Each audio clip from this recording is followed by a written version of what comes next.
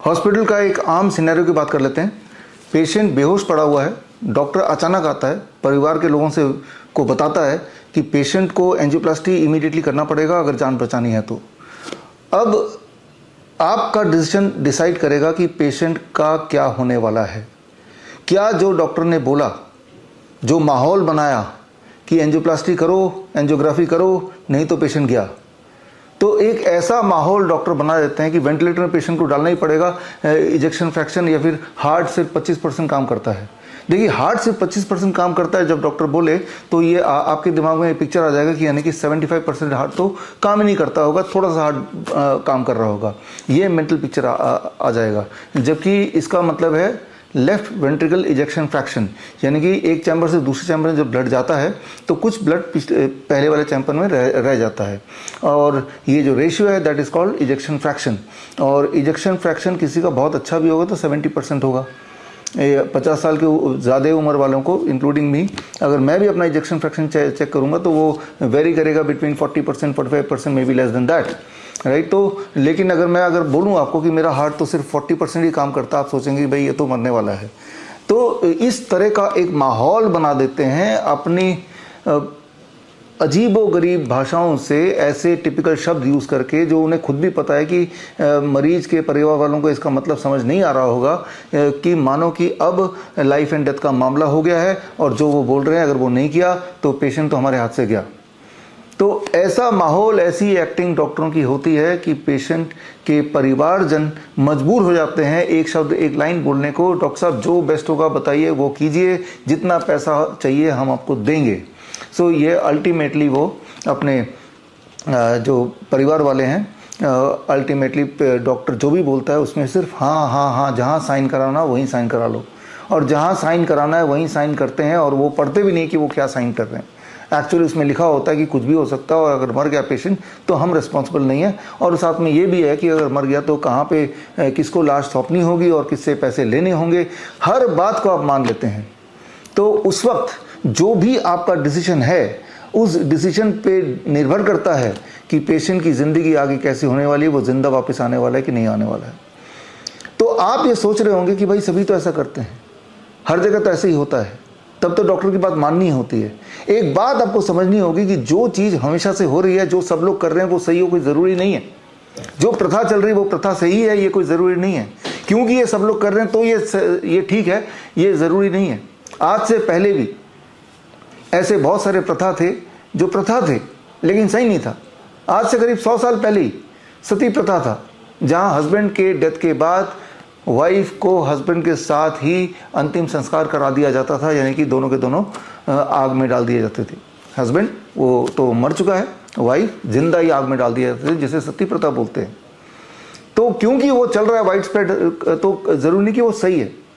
या फिर child marriage, आज से 50 साल पहले, इवन अभी भी कुछ गाँवों में चाइल्ड मैरिज होता है, क्योंकि सब लोग कर रहे हैं तो सही है, ऐसा कोई ज़रूरी नहीं है। डाउरी केस, शादी में लेन देन करना, क्योंकि सारे लोग कर रहे हैं तो सही है, ऐसा कोई ज़रूरी नहीं है। ज़रूरी यह है कि सही सवाल पूछना, ज़रूरी यह है कि जो सारे लोग कर रहे हैं उससे इन्फ्लुएंस ना होके उस वक्त सूझबूझ वाले सवाल पूछना, उस वक्त सबूत ढूंढने। सवाल यह है कि क्या एंजियोप्लास्टी करने से उस पेशेंट की जिंदा रहने के चांसेस बढ़ जाएंगे, उसकी क्वालिटी ऑफ लाइफ इंप्रूव होगी, उसका लाइफ स्पैन बढ़ जाएगा? ऐसा कोई एविडेंस है क्या? At the very first place आप हॉस्पिटल लेके क्यों गए? हो सकता है कि पेशेंट को हार्ट अटैक के सिम्टम आए, तो वहीं पे एक सवाल आता है कि क्या हॉस्पिटल ले जाने से पेशेंट के जिंदा रहने के चांसेस बढ़ जाएंगे? अभी तक तो लाखों लाखों लोग ऐसे सिचुएशन में हॉस्पिटल ले जाते रहे हैं, और इस पे कई सारी स्टडीज़ भी हुई होंगी, तो उनके नतीजे क्या कहते हैं? और कई सारे पेशेंट्स को ले जाए नहीं जा पाया होगा। तो जो पेशेंट नहीं जा पाए हार्ट अटैक के बावजूद भी हॉस्पिटल, वर्सेस जो पेशेंट को ले जाया गया, क्या ये देखा गया कि जो पेशेंट को हॉस्पिटल पहुंचा दिया गया उसके मरने से पहले, तो उनमें वर्सेस जो पेशेंट हॉस्पिटल गए नहीं, क्या कोई फ़र्क है? क्या कोई इम्प्रूवमेंट देखी गई in terms of the life span, in terms of the quality of life? तो ऐसे एविडेंसेस को देखना ज़रूरी है, इस तरह के सवाल पूछना ज़रूरी है, इस तरह की तैयारी रखने की ज़रूरी है, क्योंकि आपका जो डिसीजन है वो उस पेशेंट के आने वाली ज़िंदगी, अगली सांसों को तय करता है। जब डॉक्टर बोलता है पेशेंट का तो हार्ट 25% काम कर रहा है, वेंटिलेटर पे रखना होगा, आपका एक साइन पेशेंट की जान ले सकता है। ये सारी बातें आपको समझनी होगी। आप ये एक्सक्यूज दे ही नहीं सकते कि मैं तो लेमैन हूं, ये तो मेरा काम नहीं है। लेकिन उस वक्त जब साइन कर रहे हैं तो वो आपके एक साइन पे पेशेंट की सांसें रुक भी सकती हैं। तो इस तरह के कई सारे सवाल हैं।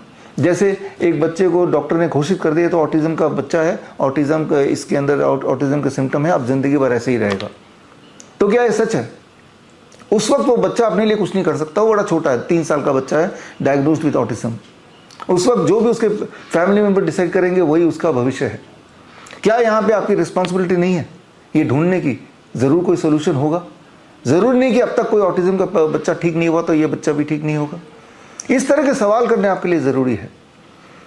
एक पेशेंट डॉक्टर घोषित कर देता है ये तो ट्यूबरकुलोसिस है, आपको तो 2 साल इलाज कराना ही पड़ेगा। ऐसे खतरनाक दवाइयाँ जो ट्यूबरकुलोसिस की बीमारी से ज़्यादा भयानक बीमारी है, मतलब ये दवाई लेने के बाद इस तरह के सिम्टम आते हैं जो ट्यूबरकुलोसिस के सिम्टम से भी कई गुना ज़्यादा खतरनाक होते हैं।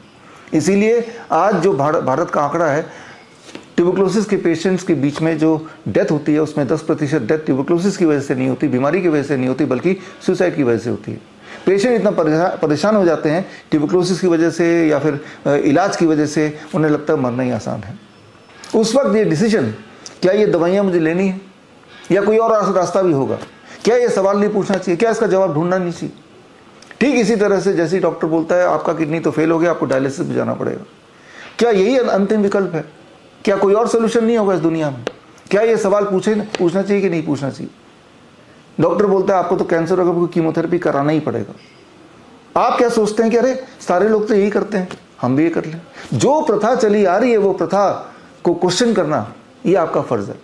क्वेश्चन करेंगे तभी आंसर निकलेगा। तो खैर, मैं आ रहा हूं आपसे मिलने 23 जुलाई चंद्रशेखर आजाद जयंती, बाल गंगाधर तिलक जयंती, श्री फोर्ट ऑडिटोरियम, दिल्ली का one of the biggest auditorium में सुबह 11 बजे मैं और मेरे पेशेंट्स, ऐसे पेशेंट जिन्होंने इन परिस्थितियों में सही सवाल पूछा और जो प्रथा चली आ रही है उन प्रथा को इग्नोर करके वही किया जो एविडेंस बेस्ड है, वो पेशेंट्स अपनी पुरानी मेडिकल हिस्ट्री, अपने रिपोर्ट्स लेके देश के अलग अलग भाग से, चाहे वो ऑटिज्म के पेशेंट हो, ADHD के पेशेंट हो, क्रॉनिक किडनी डिजीज के पेशेंट हो, एक टाइम पे डायलिसिस पे डॉक्टर ने बोल दिया था, डायलिसिस पे चले भी गए थे, लेकिन उन्होंने ये सोचा कि इसके डायलिसिस के बियॉन्ड भी कोई ना कोई सोल्यूशन हो सकता है। कैंसर के पेशेंट जिनकी हालत ऐसी हो गई थी, डॉक्टर ने बोला अगले 3 महीने में इनकी मौत हो जाएगी, 3 साल 4 साल 5 साल भी जिंदा है, लेकिन उन्होंने एक सवाल पूछा राइट टाइम पे कि इसके बियॉन्ड भी कोई सोल्यूशन हो सकता है। और अक्सर हमने ये देखा है वो सोल्यूशन इतना सिंपल कि उसमें आपको कुछ भी खर्चा करने की जरूरत नहीं है, जाने की जरूरत नहीं है, सिर्फ आपको अपने नॉलेज को बढ़ाने की जरूरत है, आपको समझने की जरूरत है इस तरह की इमरजेंसी सिचुएशन में सही फैसला क्या लें, अगला स्टेप क्या होना चाहिए। जैसे ही आपने देखा किसी को चेस्ट पेन है, एंजाइना है, हार्ट अटैक के सिम्टम दिख रहे हैं, उस वक्त अगले 20 मिनट में क्या कर रहे हैं वो तय करेगा कि वो पेशेंट जिंदा रहेगा या मरने वाला है, ना कि उसको हॉस्पिटल ले जाएं और अपना समय बर्बाद करें। तो ये जो एविडेंस है ये इंपॉर्टेंट, ना कि जो प्रथा ऑलरेडी चल रही है जस्ट भेड़ चाल की तरह उसको फॉलो करना। आफ्टर ऑल यहाँ पे it is the matter of your life and death. तो खैर 23 जुलाई को जो पेशेंट्स आएंगे, भारत के लगभग हर स्टेट से, लगभग हर शहर से पेशेंट्स आएंगे, बड़े बड़े शहर से, छोटे शहर से, गांव से, जो जो लोग इन प्रथा को ब्रेक करते हुए उन्होंने कुछ और किया जो ज़्यादा एविडेंस बेस्ड है और वो पूरी तरह स्वस्थ हो गए, उनकी डायलिसिस छूट गई, ऑटिज्म से बाहर निकल गए, ADHD से बाहर निकल गए, ट्यूबरकुलोसिस के जाल से बाहर निकल गए और पूरी तरह स्वस्थ हो गए। ऐसे पेशेंट्स अपनी कहानियों को लेके आ रहे हैं और मैं एक खास ट्रेनिंग, एक एडवांस ट्रेनिंग आपको दूंगा, जिस ट्रेनिंग के बाद आप सही डिसीजन ले सकते हैं, एविडेंस बेस्ड ट्रेनिंग। और ये ट्रेनिंग करीब 2-2.5 घंटे का होगा, तो 2-2.5 घंटे ज़रूर लेके चलिएगा। और इस ट्रेनिंग के बाद आपको एक रेफरेंस बुक 500 से अधिक पेजेस का ये भी मिलेगा, hospital trap, how to get freedom from 3Ds, diseases, drugs and doctors, how you can become your own doctor.